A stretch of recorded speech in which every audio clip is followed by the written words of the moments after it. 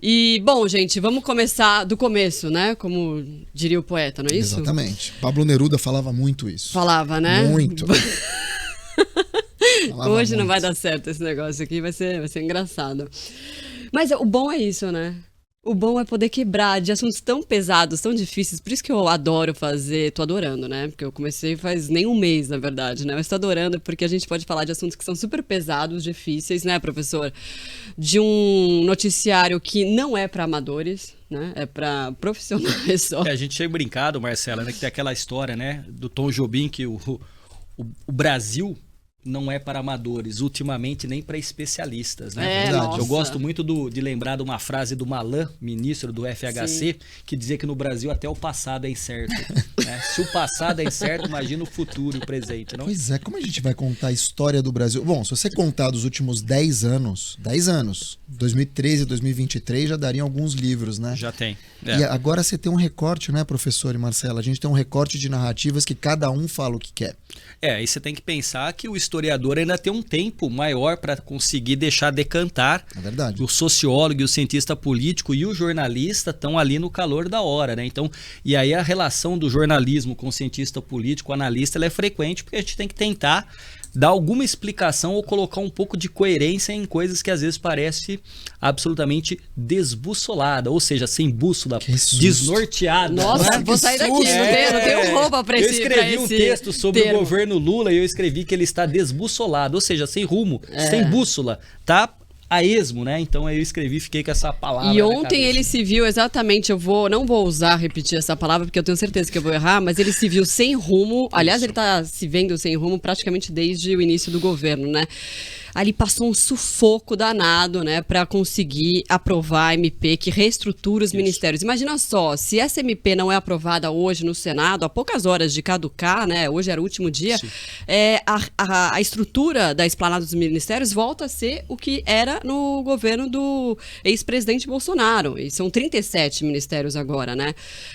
Foi uma vitória, pero não mucho, né, professor? Porque tiveram muitas desidratações, principalmente no Ministério do Meio Ambiente e também do Ministério dos Povos Indígenas, o que foi muito ruim para bandeiras importantes do governo, mas é melhor isso do que nada. É melhor, na verdade, assim, comemora-se, obviamente, ele estava muito feliz, que eu digo Lula estava feliz, porque no fundo a gente tem, Marcela e Mark, né, se me permite, nós temos ali uma figura que está no topo da República, que é o Arthur Lira. E o Lira saiu muito fortalecido do governo Bolsonaro. Vamos lembrar que havia ali quase que uma centena de pedidos de impeachment e ele segurou todos e deu a governabilidade junto com o Centrão. E aí, quando o PT e Lula voltam ao poder, o PT tem que apoiar, de um lado no Senado, Pacheco e do outro lado Lira.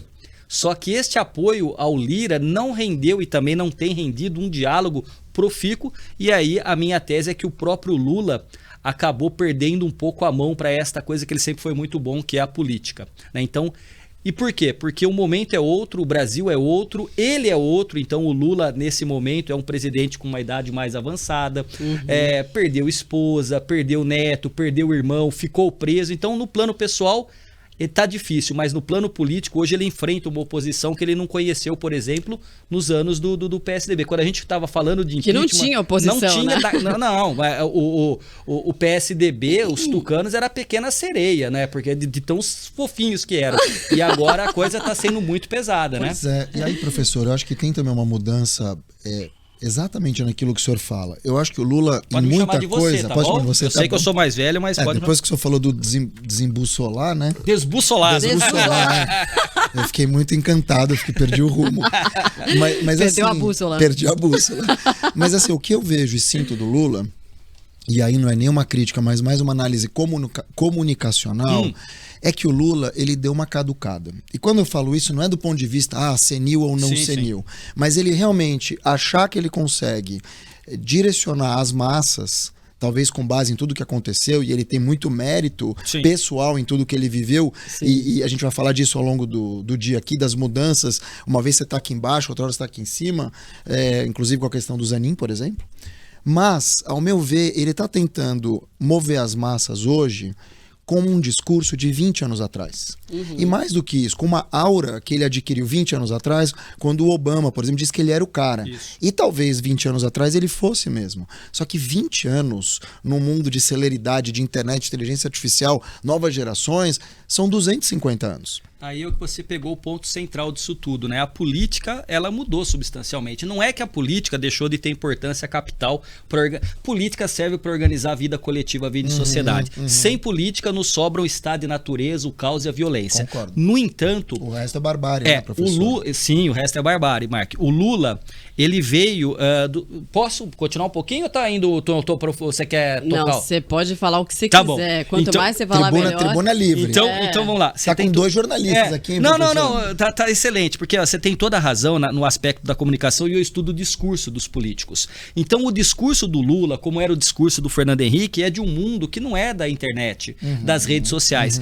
Perceba o seguinte, para vocês dois, aí agora já que eu tô entre 2 jornalistas, vai jogar a bola pra gente. Para vocês dois, quem que é o ministro que melhor tem conseguido se comunicar dentro do governo Lula? Que tem chamado a atenção? Flávio Dino? Flávio Dino, olha só. Matei, Flávio viu? Dino, Matou. sim, Por quê? sim. Porque ele está conseguindo captar uma coisa que uma parte desse governo não capta, que é querer fazer um discurso mais racional no momento em que a política virou meme e lacração. Então o Dino tá indo e aí já tá gerando ciúme dentro do PT, né? E em alguns outros ministros. Então você matou essa jogada aí da comunicação.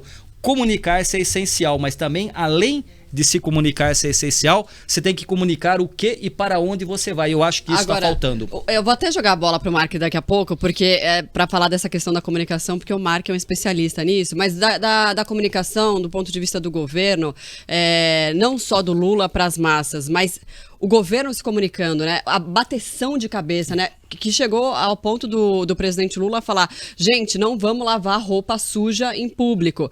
Mas peraí, ó, enquanto você vai pensando, eu só vou passar aqui pro professor. Acho que tem uma questão só para complementar. Vamos? Não é a primeira vez que a gente vê o Lula escorregar na questão comunicacional. Aconteceu com o Moro no começo do ano, aconteceu com o Zelensky, daqui a pouco a gente vai falar disso agora. Sim. Ou seja, o Lula ele tá Com o Maduro, com o né? Maduro, Que foi um ele tá escândalo, tentando né? resolver, porque normalmente qual a impressão que eu tenho? Vocês podem, claro, me corrigir, que o primeiro ano é o ano que você vai lá e, entre aspas, bate no governo anterior. Você está arrumando a casa, você está culpando o governo anterior pelas coisas. E os outros anos você vai arrumando a casa até para poder se reeleger. O que a gente está vendo agora é que parece que o Lula quer resolver tudo que aconteceu nos últimos anos todos, inclusive na questão do impeachment da Dilma, inclusive na questão do revanchismo dele por ter sido preso, ele tem as questões dele, nesses primeiros 6 meses. E não dá. O Brasil é um transatlântico. A gente tem inúmeros problemas. Então, ao meu ver, professor, é muita conversa para pouca ação. Eu vou colocar, se me permite, rápido para passar a bola para Marcela. Professor, ponto. não precisa ficar se desculpando. Vai Tá que bom. vai. Então Fala à tá bom. vontade. Porque Por é o isso que seguinte, chama flow. Então vamos lá. Pra fluir aqui. Então é o seguinte, eu concordo contigo. Agora tem um adicional seguinte. Geralmente nos 100 primeiros dias um governo tem uma lua de mel. Sim. Lula não teve. E não rolou essa lua de mel, não né? rolou, porque saiu de uma disputa acirradíssima.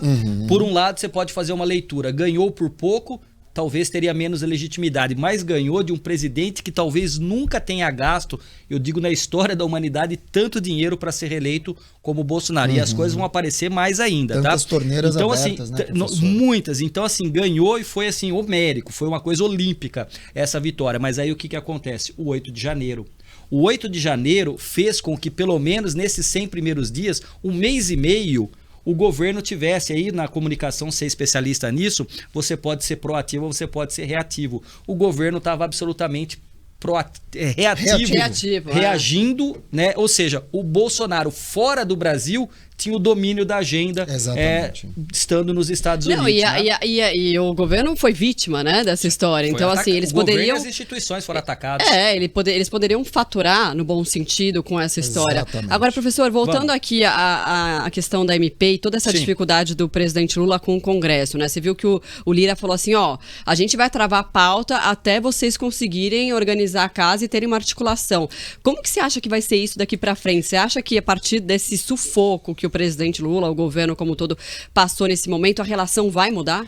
Eu tendo a crer que o Lula precisa dar um freio de arrumação e eu diria até que, se necessário for, um tipo de mini reforma ministerial. Porque assim, a articulação não tá boa. E você viu o que ele falou, né? Sim. Só vai fazer reforma se tiver uma catástrofe. Mas aí ele tem que ter alguém, inclusive, Marcelo e Mark, que diga pro Lula, e não é hora de dar abraço no Maduro, não é hora de querer pensar em prêmio Nobel da Paz e resolver o conflito Ucrânia-Rússia. Mas parece que não tem ninguém capaz disso, Tem, né? por exemplo, eu acho que o Jacques Wagner, e eu estava lendo hoje de um colega meu, o Tibério, que é um cara que acompanha a política há anos, militante, fez campanha, comunicação, e ele diz, o Jacques Wagner é um cara que chega pro Lula e fala, talvez um dos poucos, porque do jeito que tá, aí a gente volta a palavrinha, tá desbussolado, porque tá sem bússola, tá sem rumo. Então veja, essa relação com o Congresso, ela é fundamental. Não adianta. Por que foi aprovada a MP? Quanto que ele liberou hoje? Hoje ele liberou uma quantidade de recursos, bilhão, né? 1,7 bilhões. Mas ele tá... É isso, presidencialismo de coalizão em maior ou menor grau. Tem a negociação e tem dinheiro. Agora, tem que ter finalidades republicanas e democráticas. Não pode comprar voto e não pode manipular. Mas é muito difícil. Então o Lula precisa afinar, Marcela. Se ele não afinar, ele vai ter mais problemas. Porque aí o presidente da Câmara é muito poderoso. Especialmente pelo procedimento de aceitar ou não um pedido de impeachment, que não tem nada em vista disso, mas essa oposição hoje mais dura, mais à extrema-direita, faz e fará barulho. Mas olha que curioso, professor, a gente que circula, né, a gente que não vive só na bolha, conversa com gente de toda, enfim, de todos os setores, né, de todos os estratos da sociedade. Você conversa do empresário para o empreendedor, para o banqueiro com o bancário, Isso. com todo mundo igual, e você percebe que existe uma insatisfação muito grande nas pessoas que votaram no Lula.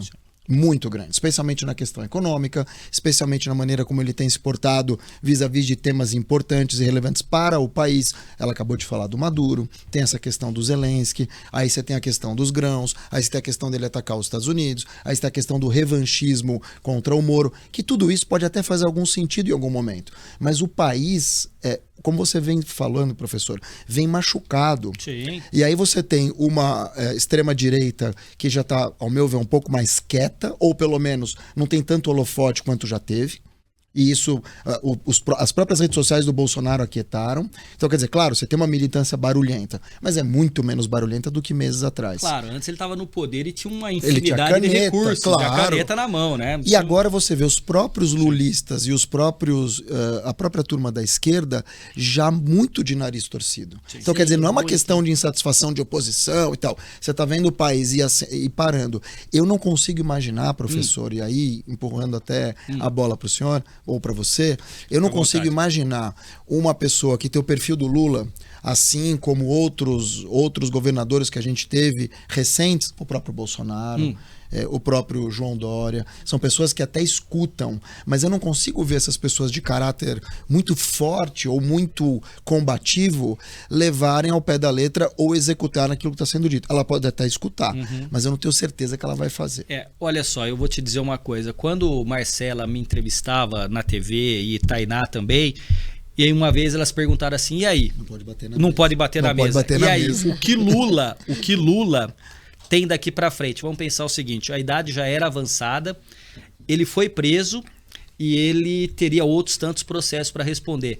E aí naquele momento eu disse o seguinte, Mark, para mim a trajetória política do Lula começa a se encerrar, embora ele tenha capital político para ser uma liderança, mas eleitoralmente, para mim, Lula não volta. Por isso que eu brinquei um pouquinho daquela história de que até o passado é incerto, porque para mim, pelas condições que se davam objetivamente, o Lula tinha terminado ali. E olha o que aconteceu, Lula torna-se presidente de novo.